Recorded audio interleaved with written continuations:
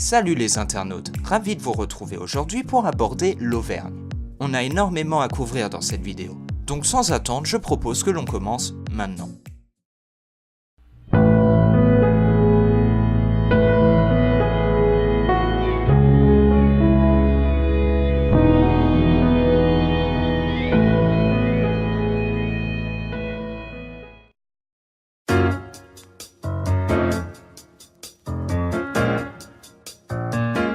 L'Auvergne est située au cœur de la France.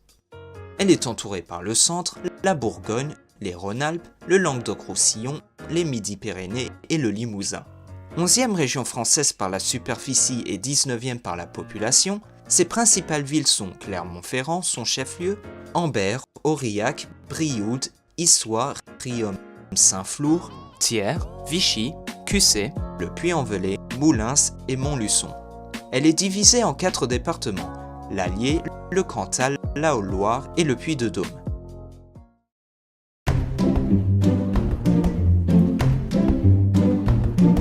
On peut diviser l'Auvergne en 3 espaces géologiques. Premièrement, de part et d'autre de la région, on trouve les massifs cristallins, servant de socle au reste de la région. Par-dessus ce socle cristallin, on trouve les massifs volcaniques, qui ont fait la renommée de la région. Ce sont des volcans relativement jeunes, datant du Tertiaire et du Quaternaire. Enfin, dans le centre et le nord, le socle est recouvert par une plaine sédimentaire, les Limagnes. Les massifs cristallins sont formés des restes de la chaîne hercynienne, qui est apparue entre le Carbonifère et le Permien, à la suite de la collision des paléocontinents d'Armorica, du Gondwana et de l'Eurasia. Cet événement est appelé l'orogénèse hercynienne. Elle est à l'origine de nombreux massifs actuels tels que les Ardennes, les Vosges, le Morvan, et bien d'autres allant de la Russie à l'Afrique, mais aussi bien sûr du Massif central incluant donc l'Auvergne. On va donc commencer notre tour des régions naturelles auvergnates au nord par le bocage bourbonnais, situé entre l'Allier et le Cher.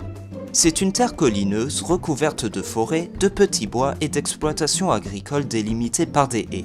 Les prés servent notamment à l'élevage des bovins de race charolaise. Il est traversé par le Cher et le canal du Berry, tous deux traversant Montluçon, principale ville du bocage. Le bocage bourbonnais est bordé au sud par la Combraille auvergnate. Ce territoire est formé des vallées supérieures du Cher et de la Sioule, qui avec d'autres rivières telles que la Tarde et la Voueize, forment un paysage de vallées boisées, d'étangs, de collines et de gorges. Son point culminant est la roche de Sauterre à 977 mètres. On continue toujours au sud avec l'Artense, un plateau granitique sculpté par des glaciers quaternaires, résultant en de nombreuses cuvettes et collines de moraine. De nombreux étangs et lacs parcourent l'Artense, dont celui de Bord-les-Orgues, créé artificiellement par le barrage éponyme. Bord-les-Orgues est par ailleurs célèbre pour ses orgues de lave, situés de l'autre côté des limites départementales en Corrèze. Le coin sud-ouest de la région consiste en la Châtaigneraie, une vieille pénéplaine de schiste et de granit. Une pénéplaine désigne le stade ultime d'érosion d'un relief mis à plat par les cours d'eau, résultant en une vaste étendue relativement plate parcourue de cours d'eau à faible pente. La Châtaigneraie s'étend sur 3 axes, le bassin de Maure, le bassin d'Aurillac et la cuvette de Vénazès. Au vu de son nom, vous aurez sûrement deviné la spécialité de la région, les moules. Non, bien sûr que non, c'est évidemment la châtaigne. Remontons au nord-est vers la montagne bourbonnaise, un massif de montagnes moyennes culminant au puy de Montousel. Il est souvent associé au mont de la Madeleine, desquels il est séparé par la vallée de la Bèbre. Au sud, on arrive au Livradois. Il consiste en les monts du Forêt, culminant à 1634 mètres à Pierre-sur-Haute, en la plaine du Livradois et au massif du Livradois, avec des sommets tels que les Bois Noirs ou la Chantelose, et est parcouru par les vallées profondes de la Dore et de la Delore. Le massif est par ailleurs un horst granitique. Un horst est le contraire géologique d'un graben, c'est-à-dire la section soulevée dans une succession de failles normales, le graben étant ici la plaine. Enfin, on termine les massifs cristallins avec la margerite, un massif granitique ou, pour être plus précis, une laccolite de granit porphyroïde. Ça fait peur dit comme ça, mais derrière ce terme barbare se cache une définition plutôt simple. Une laccolite, c'est une intrusion de roche magmatique qui prend la forme d'une lentille. On passe à présent au massif volcanique, symbole par excellence de la région. Le volcanisme auvergnat fut actif lors des ères du Tertiaire et du Quaternaire, ce qui à l'échelle des temps géologiques est extrêmement récent. Les événements les plus récents datent d'il y a 7000 ans, c'est-à-dire à peine 2500 ans avant les pyramides de Gizeh. Les volcans d'Auvergne sont divisés en 3 catégories. les stratovolcans, les édifices monogéniques récents et les plateaux granitiques. Le terme stratovolcan désigne les volcans formés par l'accumulation de coulées de lave, leur donnant une forme conique élancée. En fait, c'est l'image qu'on a immédiatement en tête quand on pense à un volcan. Les monts du Cantal sont formés des restes du plus grand stratovolcan visible d'Europe, avec un diamètre autour des 50 à 70 km. Ce dernier a été actif entre 13 et 2 millions d'années pendant la période du Néogène. Aujourd'hui, l'érosion a défiguré une grande partie du cône, laissant place à de nombreux sommets tels que le puy Marie, le puy Grioux ou encore le plomb du Cantal, le point culminant, ainsi qu'à de nombreuses vallées glaciaires. L'eau est d'ailleurs en abondance dans la zone, favorisant la pousse de l'herbe et le développement d'une faune de montagne. Ainsi, les monts du Cantal sont le principal centre de production du Salers et bien sûr de son fromage éponyme, le Cantal. Dans la continuation des monts du Cantal, on trouve d'abord le Mauriacois, qui forme leur contrefort nord-ouest. Ce pays est formé d'anciennes coulées de lave qui furent par la suite creusées par les rivières affluentes de la Dordogne, créant ainsi une succession de plateaux et de gorges. Ces coulées de lave par ailleurs ont formé plus près du centre du volcan des plateaux basaltiques appelés planaises, la plus importante étant la planaise de Saint-Flour sur le versant sud. Enfin, toujours sur le versant sud, le Carladès est un plateau ondulé coupé par 4 vallées, celles de la Serre, du Brezonze, du Goul et de la Brome. Sa partie nord, où se trouvent les 2 premières vallées, a un climat montagnard, tandis que sa partie sud, avec 2 vallées justement orientées dans cette direction, présente un climat plus méridional. L'autre stratovolcan de la région sont les Monts d'Or, datant aussi du Tertiaire, avec un premier grand épisode éruptif il y a 3 millions d'années et un second entre 1 million et 200 000 ans, qui formera son point culminant le Puy de Sancy, qui avec ses 1885 mètres est le plus haut sommet d'origine volcanique d'Europe. Les édifices monogéniques récents sont représentés par les Monts d'Aume, plus connus sous le nom de chaîne des Puys. Réunissant 80 volcans étendus sur 45 km, ils sont, vous l'aurez sûrement deviné, de formation récente. Celle-ci s'étant faite durant le Quaternaire, de 95 000 à 8 600 ans pour les plus récents. Il existe 3 types de volcanisme dans la chaîne des Puys. Le type strombolien, le type péléen et les mars qui désignent des cratères d'explosion parfois remplis par un lac. Le point culminant est le Puy de Dôme. La région abrite aussi la source de Volvic. Enfin, les plateaux basaltiques sont représentés par le Césalier et l'Aubrac. Situé entre les Monts d'Or et le Cantal, le Césalier est une formation volcanique de type hawaïen. Le stratovolcan l'ayant formé entre 8 et 3 millions d'années rejetait une lave extrêmement fluide, résultant en une formation relativement plate et très étalée. Les sommets sont par conséquent bien moins marqués et plus arrondis, culminant à 1551 mètres au signal du Luguet. Quant à l'Aubrac, il occupe la pointe sud de la région. Il présente un paysage similaire au Césalier, celui d'un plateau basaltique allongé, formé entre 9 et 6 millions d'années et dont l'érosion a formé des reliefs doux. Et toujours comme le Césalier, les glaciers y ont laissé vallées en auge, moraines et tourbières, ainsi que de nombreux lacs. Son point culminant est le signal de Mailbio. On passe à présent au dernier espace géologique, les plaines sédimentaires, aussi appelées Limagne, en commençant tout au nord avec la Sologne bourbonnaise. Un plateau bas parcouru par des rivières et parsemé d'étangs, situé entre la Loire et l'Allier. En suivant justement l'Allier vers le sud, on arrive à la Limagne bourbonnaise, qui n'est rien d'autre que le prolongement nord de la Grande Limagne.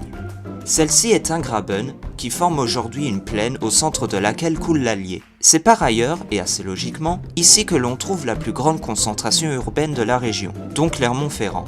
Pour en finir avec la géologie, on doit encore parler de 2 régions à part, du fait qu'elles présentent plusieurs types d'espaces à la fois. Il y a d'abord le Brivadois, au sud de la Grande Limagne. C'est une zone de transition entre les Limagnes, avec notamment celle de Brioude, qui inclut le bassin minier de Brassac-Saint-Florine, duquel on extrayait le charbon, et celle de Massiac, le volcanique avec le micropays Alagnonnais, contrefort du Césalier, et le socle cristallin avec le Langeadois, tirant son nom de la ville de Langeac, contrefort de la Margeride, et le pays de Paul Aguet, contrefort du Livradois. Enfin vient le Velay, qui est plus une entité historico-culturelle qu'une région naturelle. On y trouve au nord les plateaux granitiques de Craponne-sur-Arzon et la chaîne des Boutières, et au sud, de l'autre côté du bassin du Puy-en-Velay, les massifs volcaniques du Devès, du Mégale et le plateau basaltique du Mézinc.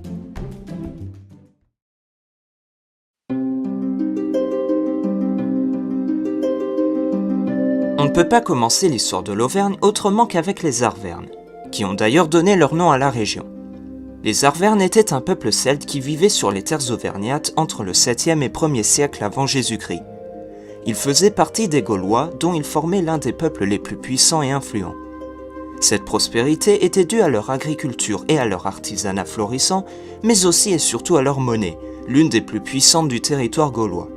Cette prospérité sera telle que le règne de certains rois arvernes ne seront pas sans rappeler ceux de tyran grec. Mais l'Arverne que l'histoire retient le plus est évidemment Vercingétorix.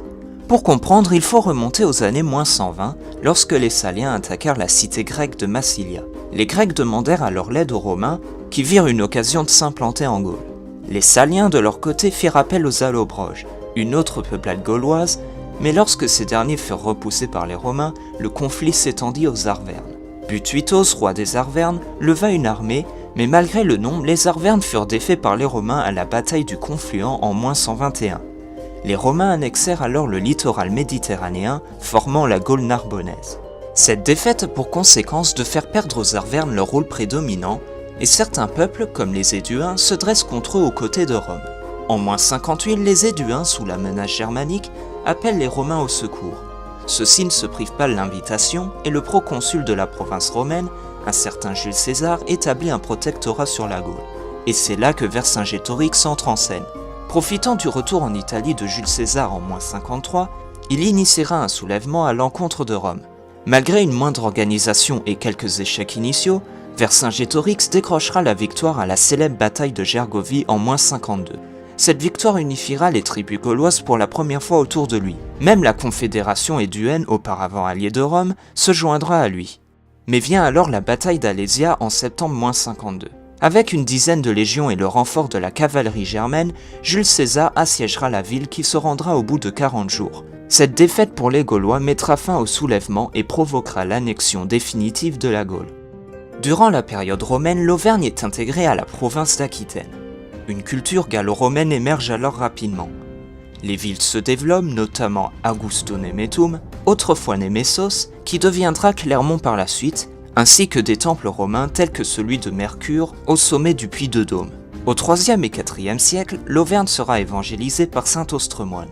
Cependant, au Ve siècle, l'Auvergne se retrouve entourée et donc menacée par les Visigoths et les Burgondes. Menace qui se concrétisera en 471 lorsque le roi wisigoth Euric envahit le territoire. Malgré une vive résistance menée par Sidoine Apollinaire, 11e évêque d'Auvergne, Rome cédera la région aux Visigoths en 475. Le roi Euric libérera cependant Sidoine qui retrouvera son siège épiscopal. La période wisigothe sera brève car en 507, le roi Alaric II sera vaincu par Clovis à la bataille de Vouillé, cédant ainsi l'Auvergne aux Francs. À la mort de Clovis et au partage du royaume en 511, l'Auvergne passe sous contrôle de l'Austrasie. Entre la fin du 7e et le début du 8e siècle, l'Auvergne passe sous le contrôle du duché d'Aquitaine. L'Auvergne carolingienne devient un haut lieu culturel et religieux dont témoignent l'érection de nombreux monastères et la tenue de nombreux conciles. Mais cette époque est aussi marquée par de nombreux troubles, que ce soit des épidémies, des invasions ou les familles seigneuriales qui se battent entre elles. C'est dans cette insécurité permanente que naît au Xe siècle le mouvement de la paix de Dieu.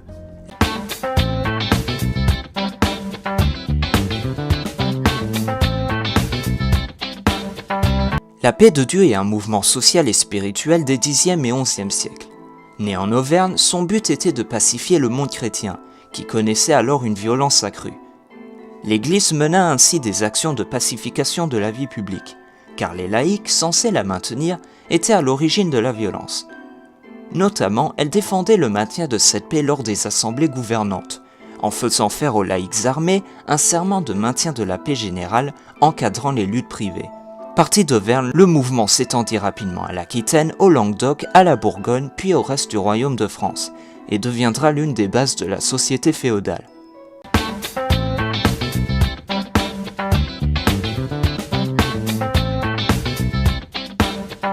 En plus de la paix de Dieu, le Xe siècle apportera un bouleversement politique majeur à l'Auvergne. C'est en effet en 963 que le vicomte de Clermont et d'Auvergne se proclame comte sous le nom de Guy Ier, créant ainsi une dynastie. L'Auvergne était jusqu'alors administrée par les ducs d'Aquitaine et cette nouvelle dynastie va peu à peu s'affranchir de leur contrôle. Le rayonnement spirituel de l'Auvergne justifiait la tenue de nombreux conciles, dont le plus célèbre est celui de Clermont. En 1095, ce concile fut rendu célèbre par l'appel du pape, invitant les fidèles à délivrer Jérusalem des Turcs seldjoukides, lançant ainsi la première croisade. Le comte d'Auvergne Guillaume IV sera d'ailleurs de ceux à libérer Jérusalem en 1099.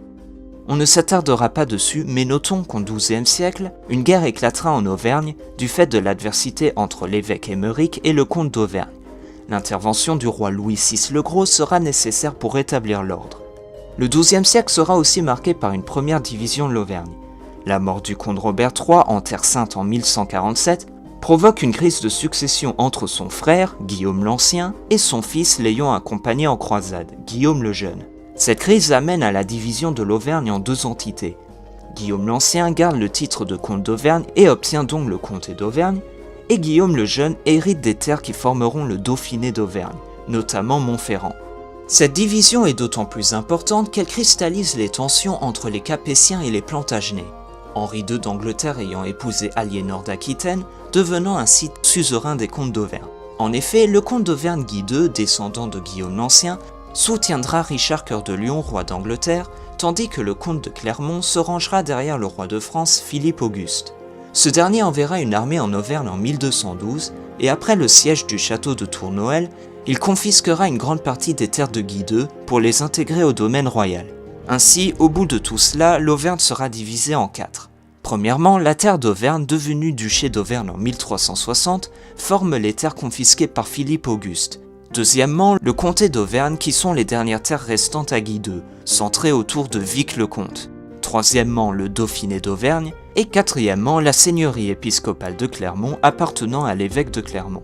Le XIVe siècle est particulièrement riche en événements, à commencer par la guerre de Cent Ans, qui par ailleurs impliquera rarement des Anglais, mais plutôt des mercenaires français, pour la plupart gascons, appelés routiers, regroupés en grandes compagnies. Elles sont recrutées sur les terres soumises à l'Angleterre pour piller et rançonner la population. Les faits les plus célèbres des routiers sont la prise de Montferrand par la compagnie de Perrault le Béarnais ou le pillage du Privadois par Thomas de la Marche. Ils ne seront chassés qu'en 1392 avec une expédition royale.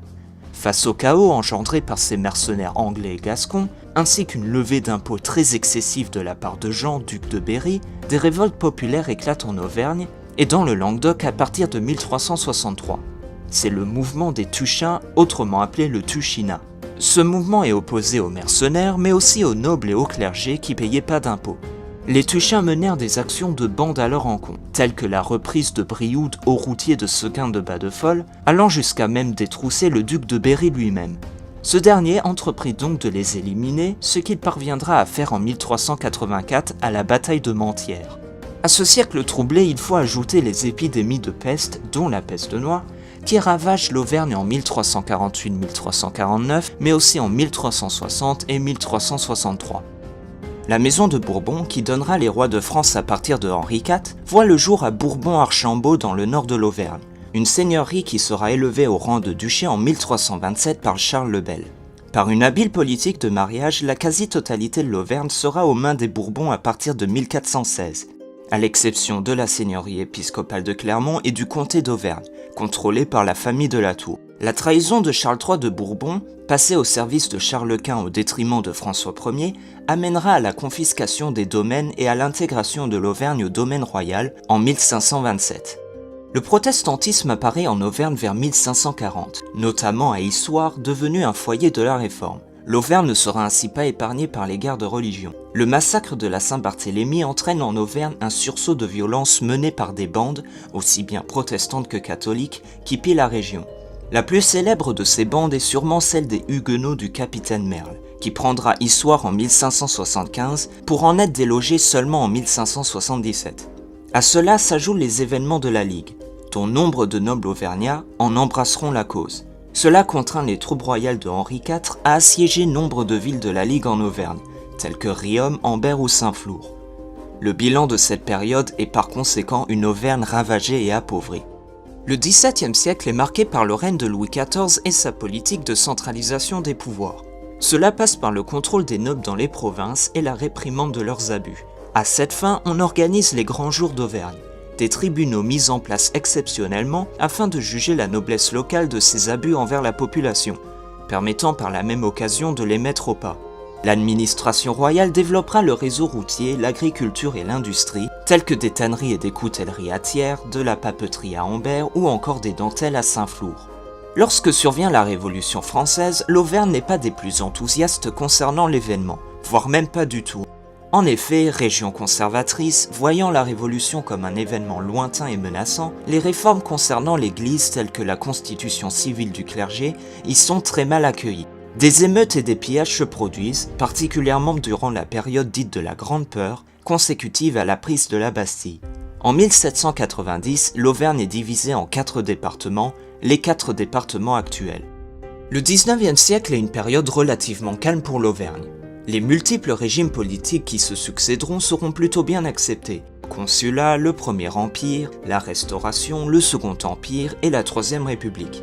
Pendant ce siècle, l'Auvergne fournira nombre de politiciens au niveau national, tels que Eugène Rouet ou encore Félix Esquiroux de Parieux.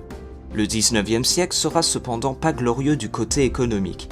La population décline du fait de l'exode rural vers d'autres régions et le développement industriel reste limité. Il est néanmoins présent avec notamment Michelin, aujourd'hui numéro 1 mondial du pneumatique. La région connaîtra aussi un essor littéraire, avec des auteurs aussi bien de langue d'oc que de langue française. Pendant et après la Première Guerre mondiale, l'Auvergne connaîtra, comme le reste de la France, une saignée de sa population, ainsi qu'une crise économique et agricole. C'est cependant la Seconde Guerre mondiale qui sera riche en événements dans la région. Il y a bien sûr Vichy, commune tristement célèbre pour avoir accueilli le gouvernement de l'État français du maréchal Pétain, et Riom qui sera l'hôte des procès éponymes en 1942.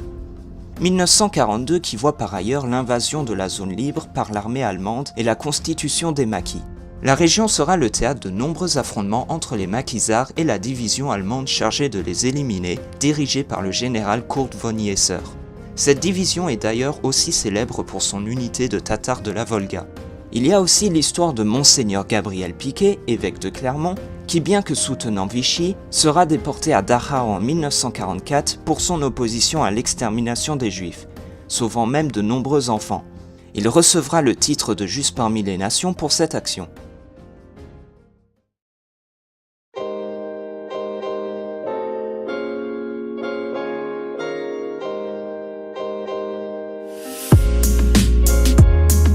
Linguistiquement parlant, l'Auvergne se trouve à la croisée des chemins. En effet, le territoire est coupé par le Croissant, nom donné à la zone de transition dialectale entre les domaines d'Oual au nord et les domaines d'Oc au sud. L'Allier parle le bourbonnais, qui est donc une variété de la langue d'Oual, tandis qu'au sud on trouve l'auvergnat, un parler d'Oc. Au niveau du Croissant, les deux idiomes se mélangent, donnant l'averno-bourbonnais. Enfin, dans le sud-ouest du Cantal, dans la région d'Aurillac, on trouve l'aurillacois, une autre variante du languedocien, autre idiome de la langue d'Oc. L'auvergnat, qui couvre la majeure partie de la région, peut être divisé en plusieurs variantes. L'auvergnat septentrional, médian et méridional, ainsi que dans une certaine mesure une variante influencée par l'arpitan. Cette classification se base sur les isoglosses traversant la région, un isoglosse étant une ligne séparant des traits linguistiques différents. Bien sûr, ces langues régionales tendent à décliner. Dans le cas de l'auvergnat, seuls 3% des auvergnats déclarent bien le parler, soit environ 80 000 personnes.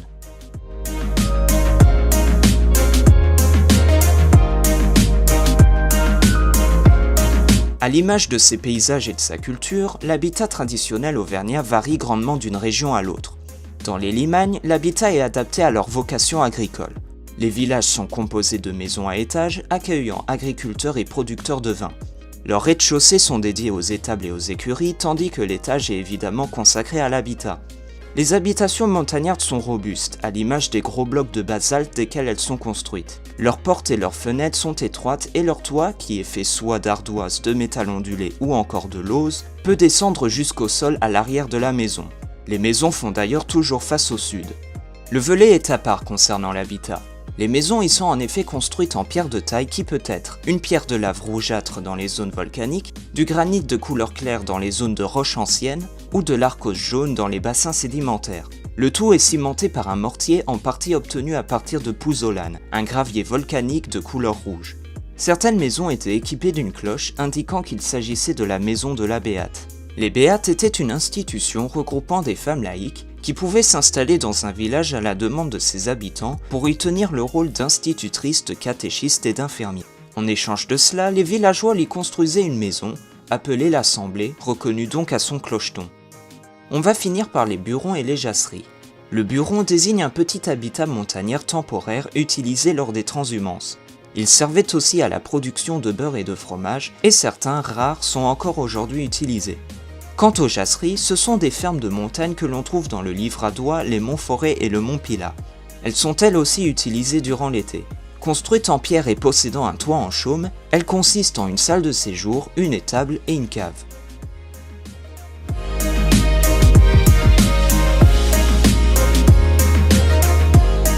L'époque carolingienne et le début de l'époque capétienne correspondent à une période de foisonnement culturel, éducationnel et religieux.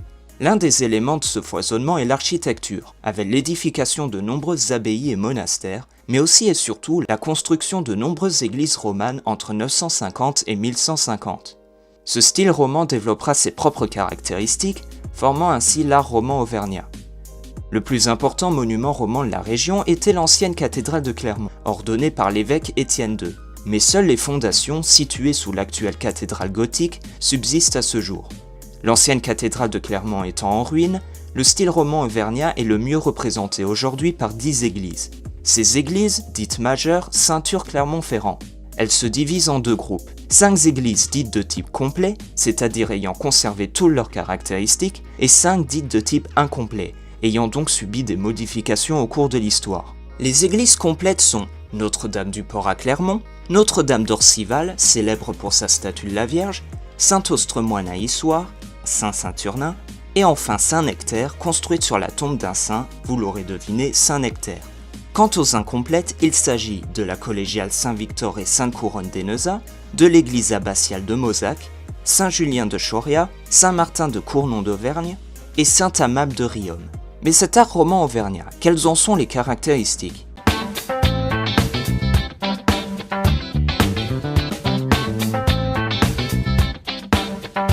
Donc, les caractéristiques de l'art roman auvergnat sont, voilà, faites pause si vous voulez lire.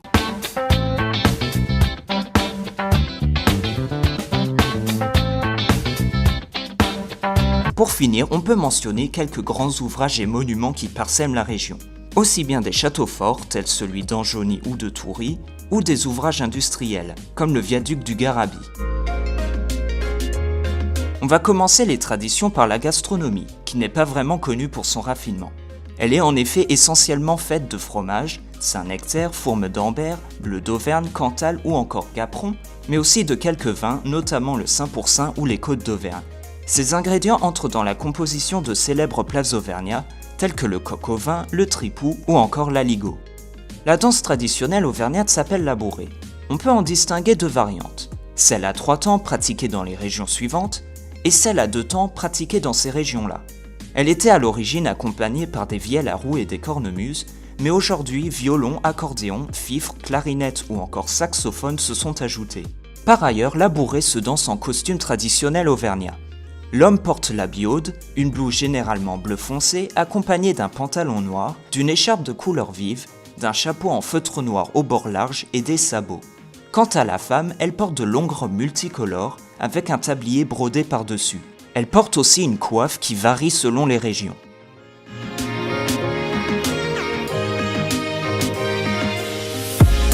Tout au long de son histoire, l'Auvergne aura engendré nombre de personnalités.